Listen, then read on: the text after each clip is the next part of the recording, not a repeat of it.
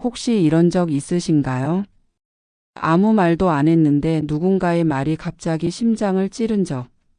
마치 얼굴에 당신은 별 볼 일 없어라고 낙서라도 하듯 그 말이 그 눈빛이 당신을 아주 작은 사람으로 만들어버린 적. 저는 그날 마을버스 맨 뒷좌석에 앉아 있었습니다.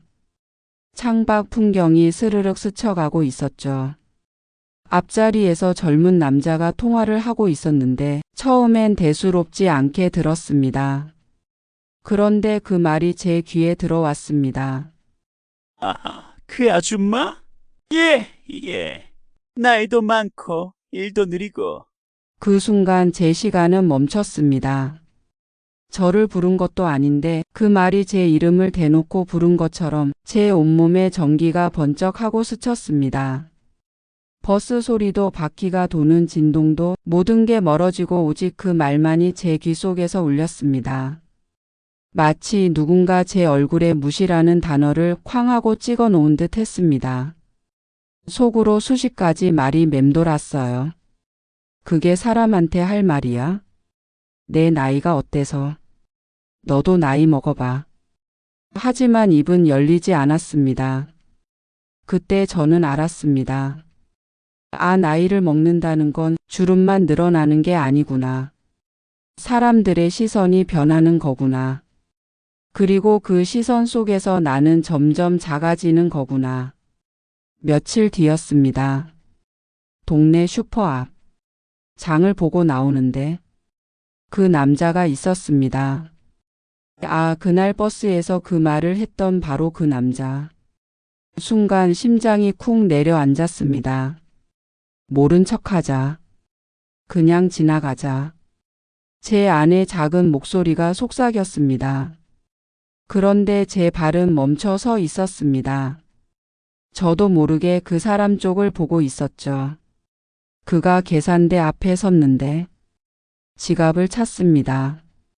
바지 주머니, 점퍼 주머니, 가방 속까지.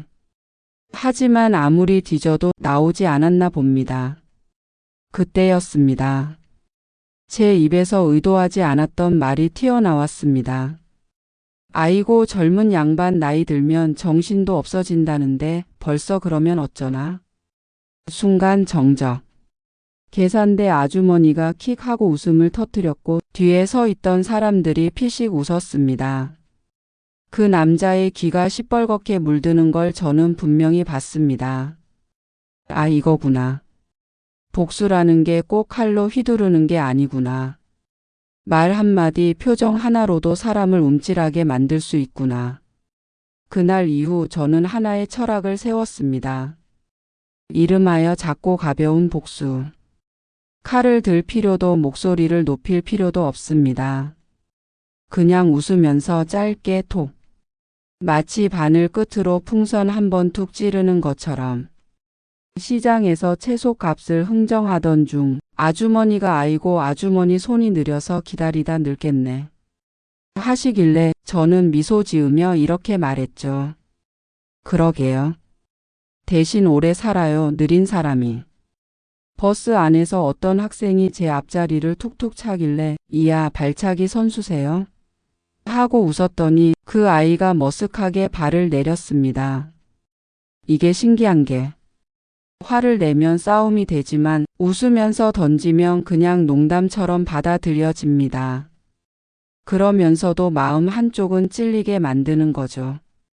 웃음은 참 이상한 무기입니다. 겉으론 부드럽지만 속은 날카롭죠. 예전엔 누가 나를 무시하면 그냥 속으로만 끙끙 앓았습니다. 괜히 대꾸했다가 더 무시당하면 어쩌나 싶어서. 그런데 이젠 다릅니다.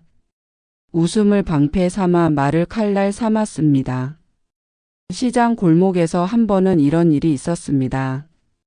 한 중년 남성이 제 앞을 막아서며 아이고 어르신 이런 데서 뭐 하세요? 그 말 속에 당신 같은 사람은 여기 어울리지 않는다는 뉘앙스가 있었습니다. 저는 그 말에 미소 지으며 이렇게 답했죠. 저요? 젊은 사람 구경하러 왔죠.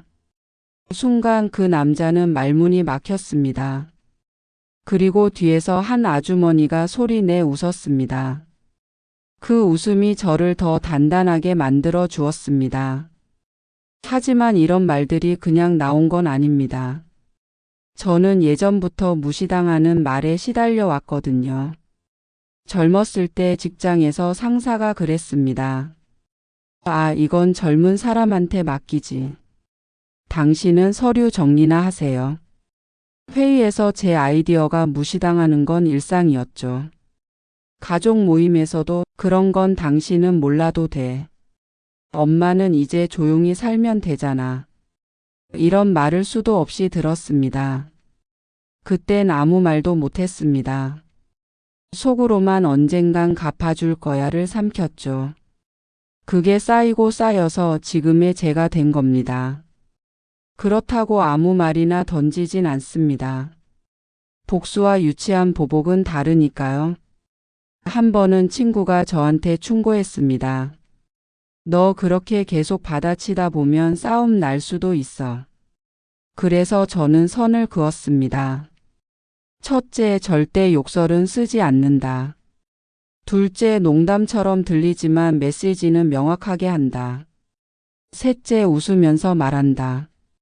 왜냐면 이건 상대를 망가뜨리는 게 아니라 나를 지키는 방법이기 때문입니다. 무시와 존중의 경계 위에서 웃음으로 균형을 잡는 거죠. 며칠 뒤 다시 버스에서 그 남자를 봤습니다. 그날 슈퍼 앞에서 귀가 시뻘개졌던 그 남자. 이번엔 그가 먼저 시선을 피했습니다. 저는 그냥 창밖을 보며 웃고 있었죠. 아무 말도 안 했는데 그 사람은 자꾸 자리에서 몸을 비틀더군요. 그 순간 깨달았습니다. 복수의 힘은 말에만 있는 게 아니라 상대가 나를 다시 무시하지 못하게 만드는 존재감에 있다는 걸. 혹시 지금 당신도 누군가에게 무시당하고 있나요? 그렇다면 오늘부터 연습해 보세요. 작게 웃으면서 한마디. 진심으로 하지만 가볍게. 그렇게 말씀하시니 제가 갑자기 더 재밌어지네요. 혹은 아이고 걱정해줘서 고마워요. 덕분에 오래 살겠네. 이건 싸움이 아닙니다. 그저 내 자리를 지키는 최소한의 방패이자 상대의 오만을 찌르는 바늘입니다. 저는 이제 그 남자의 얼굴을 떠올리면 웃음이 납니다. 그때 그 빨개진 귀에 당황한 눈빛.